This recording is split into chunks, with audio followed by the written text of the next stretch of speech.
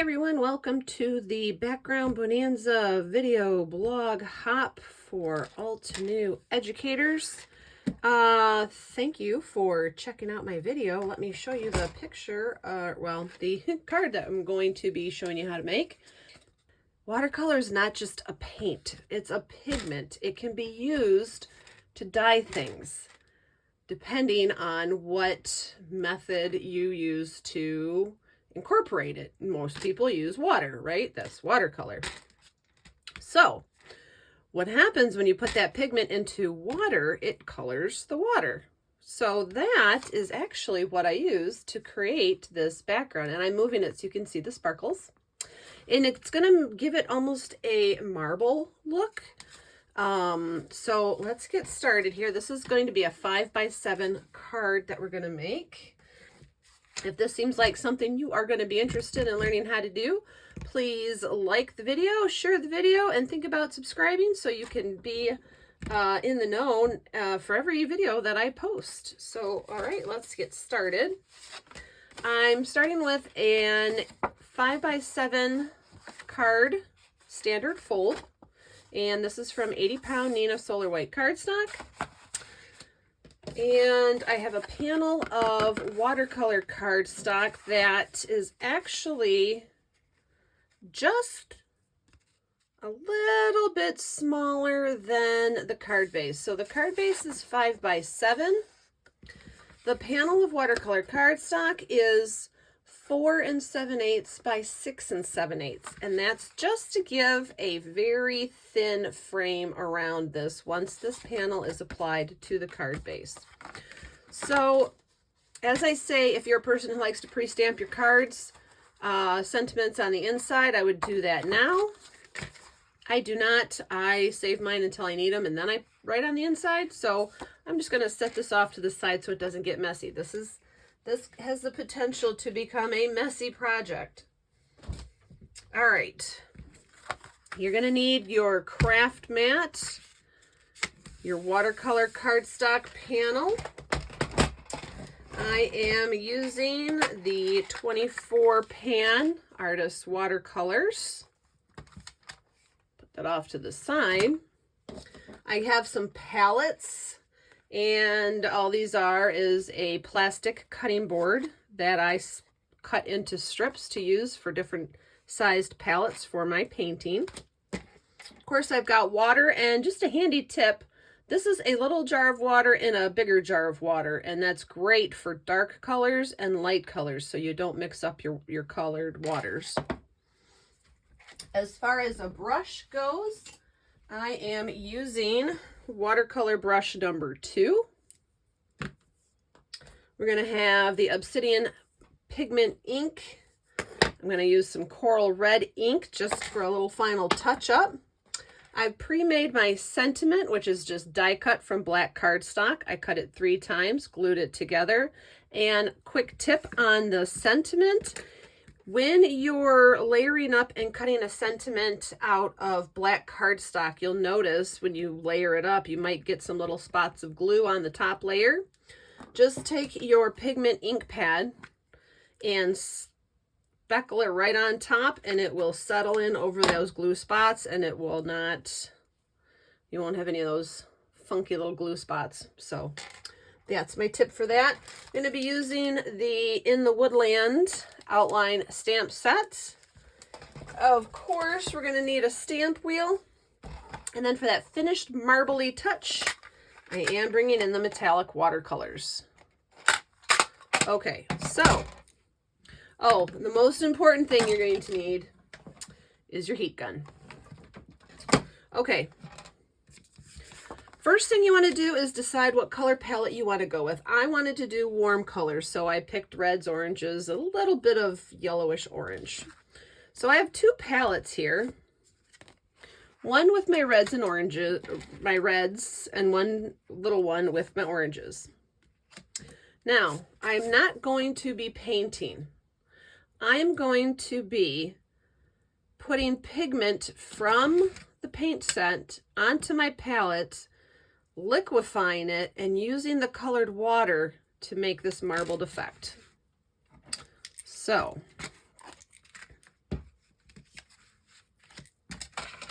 this way here so you could see, maybe.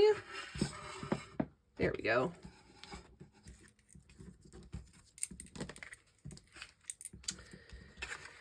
All right. So normally to do your watercolor, before you start watercoloring, you would spritz or get wet your watercolors. We don't need to do that because we're just using it right now as pigment, not as paint. Thinking of it as paint is something that might cause you to have some anxiety towards it, and so don't think of it that way right now. Right now, it's just colors. And what I'm going to do is just get my brush wet. I'm going to use the bigger side of my water jar here for the reds, and then the little jar I'll use for the oranges. I'm going to get my brush wet. I'm going to start in a red, and I'm just lifting up pigment and smushing it onto my palette. I don't even have to get it super wet right now. I just got that pan of watercolor paint wet enough to be able to pick up rich pigment.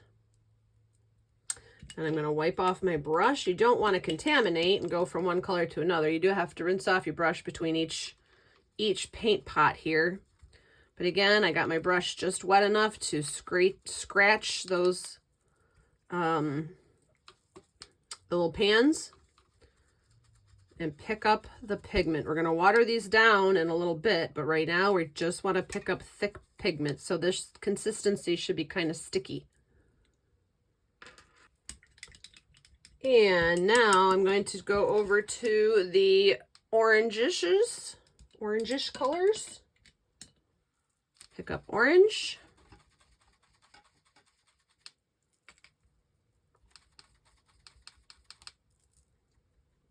Putting that on my palette, just as pigment, of course. And then I'm going to do the one next to it. So you can see how thick these are on my palettes. See how thick those are? Now, get that rinsed off. Of course, you're going to want some paper towel in case you make a wave in your water like I did. See how I have the two different colors now? So I got dark water and light water so I don't contaminate. All right. Now here's where this trick comes in. So we're going to be applying the pigment to the paper. I'm going to use my red. Here, I can move this now. I'm going to use my red water to just pick up some pigment. Let's show you there. And I'm splotching it on.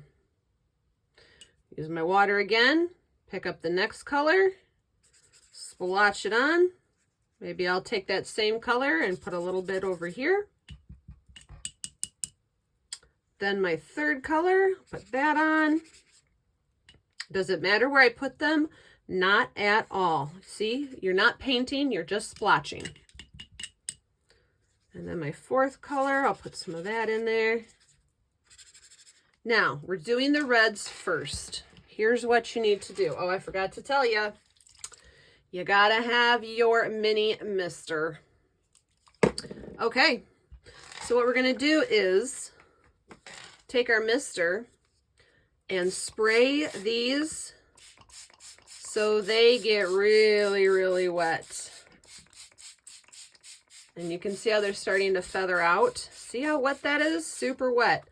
Now you're going to take your heat gun and we're going to go at it close and then far away. Close and then far away. Because what we're doing is when we go close with the heat, it's going to bake the pigment into the paper and clear out the water.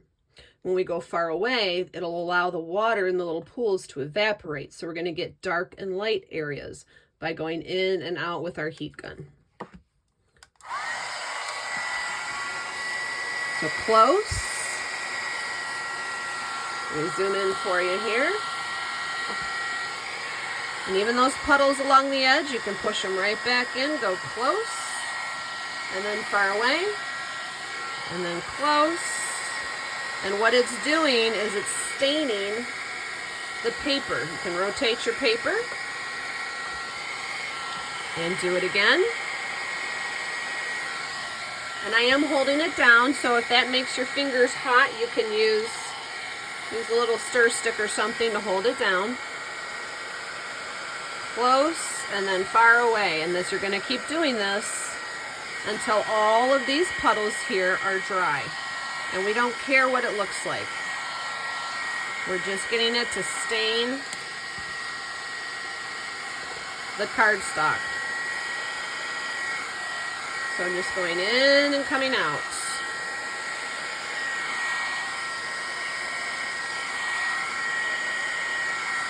As soon as those puddles are gone, we're going to add more color. So we are watercolor painting without using a paintbrush.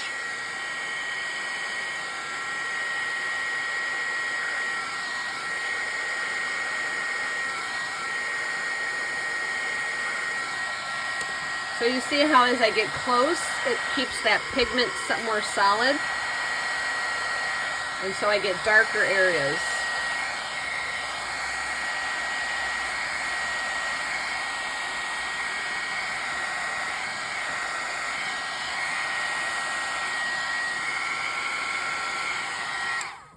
Okay. So there, now we've got that now.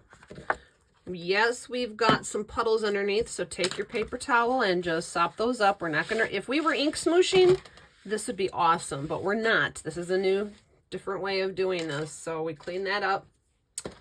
Now we're going to come in. Let's bring our oranges in. So I'm going to use my orange water to pick up pigment with my brush and just splotch that on.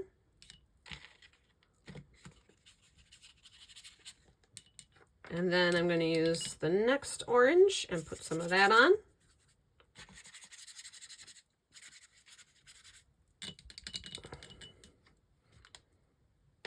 Bring in my mister. Now this time I'm going to go hand in hand, okay? I'm going to spray. Get it nice and wet, and then I'm going to heat. Close. You see how it ripples all around? Close and far away. Close, pull back. And pull back. Close and pull back.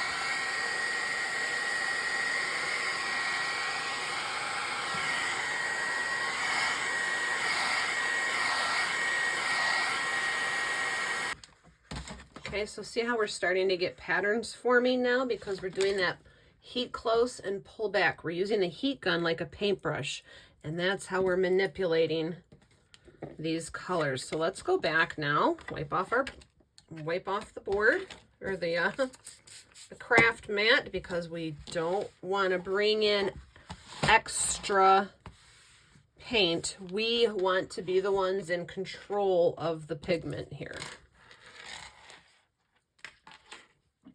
Bring the water back. So I'm going to again add some reds. This time I'm going to start with the lighter red. Bring that in.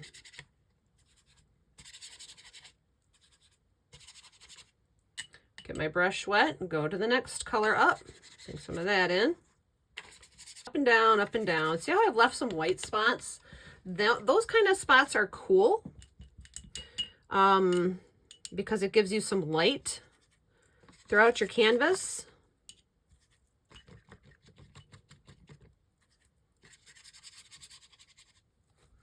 Okay, and again, move your palettes. And with the heat brush as our paintbrush, or the heat brush, the heat gun as our paintbrush, spritz your colors you just applied. And to me, this resembles, I don't know if you guys did this when you were kids, but the marbling Easter egg die kit. That's what this reminds me of. Now, don't worry that your paper's rolling. We're going to fix that when we're done. You see the patterns we're starting to get now? The reason we're doing the reds first and drying it, and then the oranges next and drying it. We're drying in between each colored pigment that we're adding because we don't want them to blend and make an orangey red. We want to be able to see each color individually, but in a very ghost-like form of itself. Now let's add some more of our orange. I can add the orange over the red and I will be able to retain orange because we let the red dry underneath it. That's why you want to dry in between applications of the color. There we go. And again. And you keep doing this until you are happy with all the marbled pattern that you get. Now I'm just going to use my water basically right from my bucket. Pick up whatever's left on my palette over here. I can even, the fun thing is, I can even, look how pigmented that water is. I can even just use that water now. See how much color that water has in it? I can fill in spots with that. I can use that to color in the lighter areas to have some light. So see, we are painting with water and color, not watercolor. So now there's no reason to be afraid of watercolor because it is really this simple. I can even paint with just the water because I'm not painting. The heat gun is doing the painting. I have no control. It's whatever happens, happens.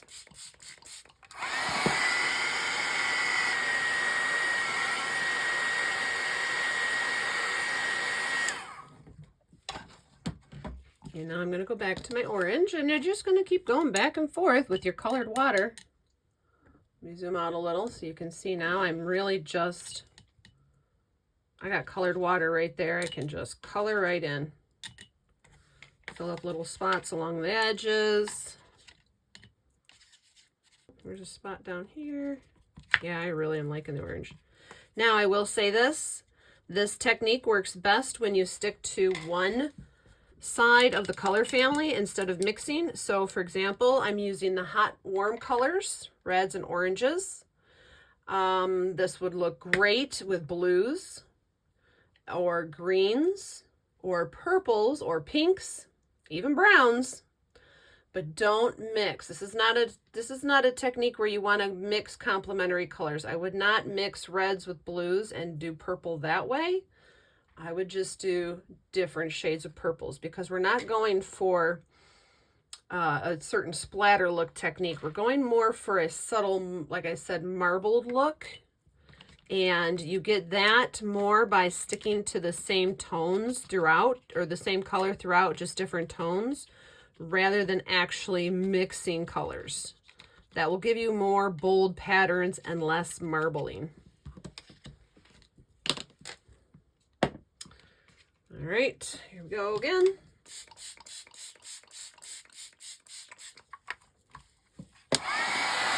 Now I will flip it over and heat the back just because there are some puddles that it picked up.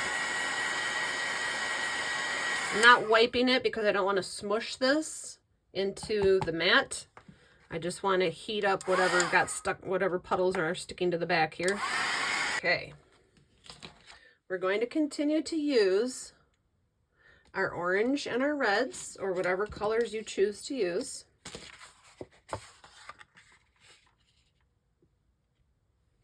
But I'm going to be bringing in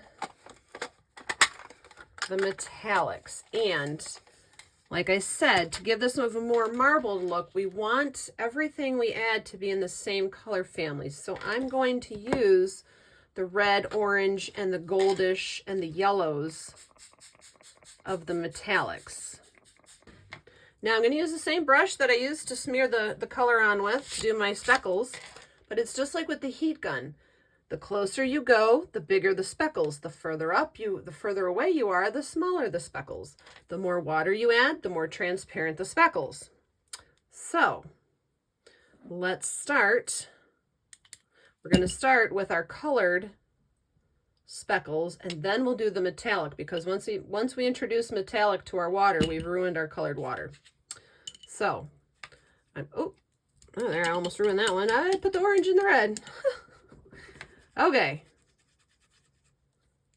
Now, I'm not going to splatter the whole thing. I'm going to try and keep it into patterns. That's going to help with the little marbling look.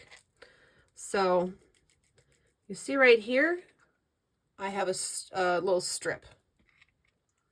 So I'll zoom in so that you can watch me do another little strip of the red speckles. So we got that going through the middle. So you see how I've got red speckles like that. So now I'm going to go to my next color, which is also red. I just don't remember what the name of it is. And I'm going to follow that same pattern.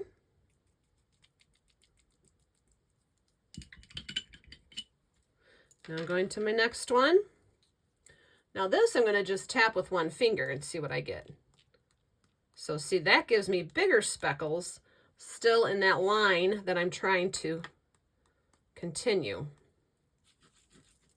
And we're going to let the speckles dry with the heat gun, but we're not going to move them around like we did the wet colored water, because we want them to retain their pigment strength. That. Now we're gonna speckle with the orange.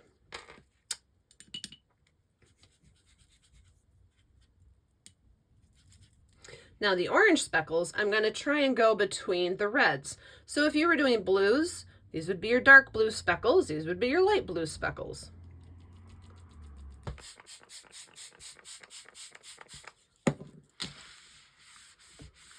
We're going to set these with the heat gun, and we're going to hold the heat gun farther away so that they evaporate, so the water evaporates and leaves the pigment. We don't want to move our speckles. We want the water to evaporate. Okay, now we're going to do the metallics.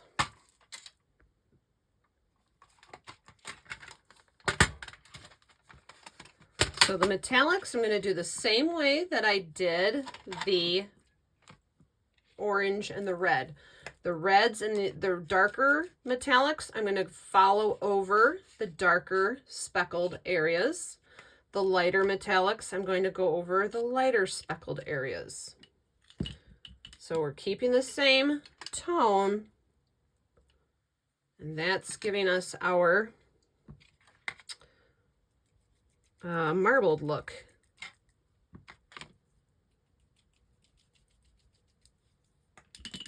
Now I'm going to move over to the lighter color, and I'm going to go in between those dark areas. We're going to dry this the same way. I'm going to hold the heat gun high above it so that it evaporates the water and does not spread the pigment. Okay, look at those colors. Look at the shine and the sparkle. Okay, now we're going to flatten this out. Now what I need is my embossing machine and a piece of copy paper. And so let me get the paper here. We've got our panel that's all warped like a potato chip. I'm going to use a piece of just craft paper and my embossing machine. Now I have an electronic one, but if you have a hand crank one, that's just as fine. And what we're going to do is fold the paper in half. We're making a carrier sheet because sometimes the plates on our machines are dirty and sticky. We don't want dirt getting on this beautiful painting that we did.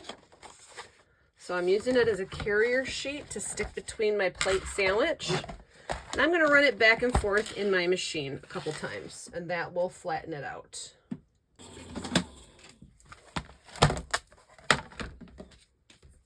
Okay.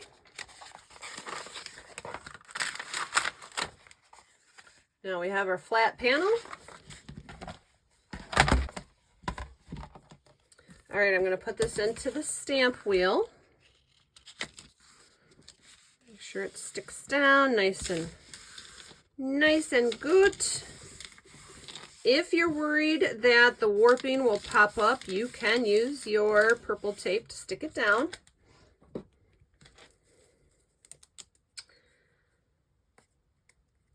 We manipulated this cardstock quite a bit, so it may need a little assistance holding itself down. And I'm going to use both of the stamps in this set. I'm going to use the big one down here and the little one up there. The Obsidian ink. So let's pick up our stamps.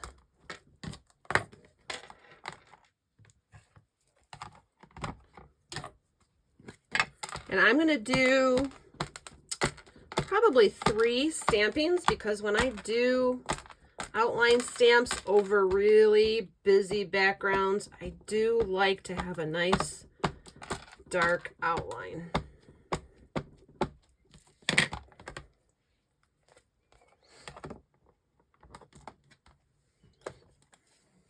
And I do have my smusher tool. Before I do that, I'm going to take my coral red and I'm going to go over the edges. Okay, let's get the tape.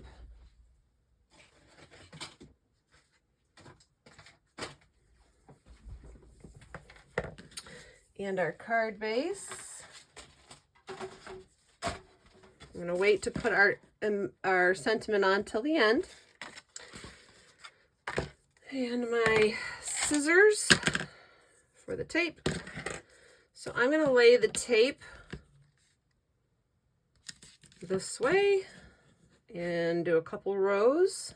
Your shot to stick this onto the front of your card, because once this adheres, you are not going to get it off. That's the only drawback to the red line tape. Isn't that just so pretty? It doesn't look as mushy as it did when we started, does it? It is gorgeous.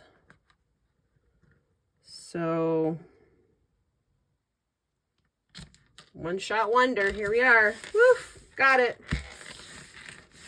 Stick it down good. And now we can add a little bit of glue to our sentiment and stick that on. And this is how I attach things like this that are die cut and pretty intricate. On my little silicone mats, my small ones, I smush out some liquid glue. And then I use my tweezers. And I just sit it on and tap it in.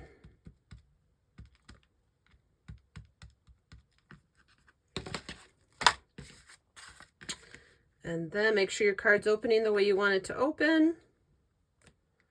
And we'll stick that right in the middle.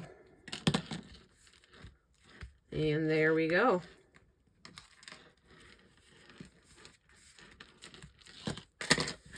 There you are. That is called painting with colored water using your heat gun and not a brush. I hope you guys like this tutorial. I hope you liked the technique and you found it very forgiving.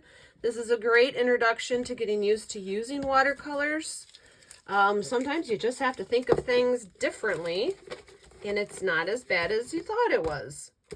So I hope you guys also hit the thumbs up if you liked this, and don't forget to follow along the hop, because you know there's going to be some great prize. And stay tuned. I will see you in the next video. Bye.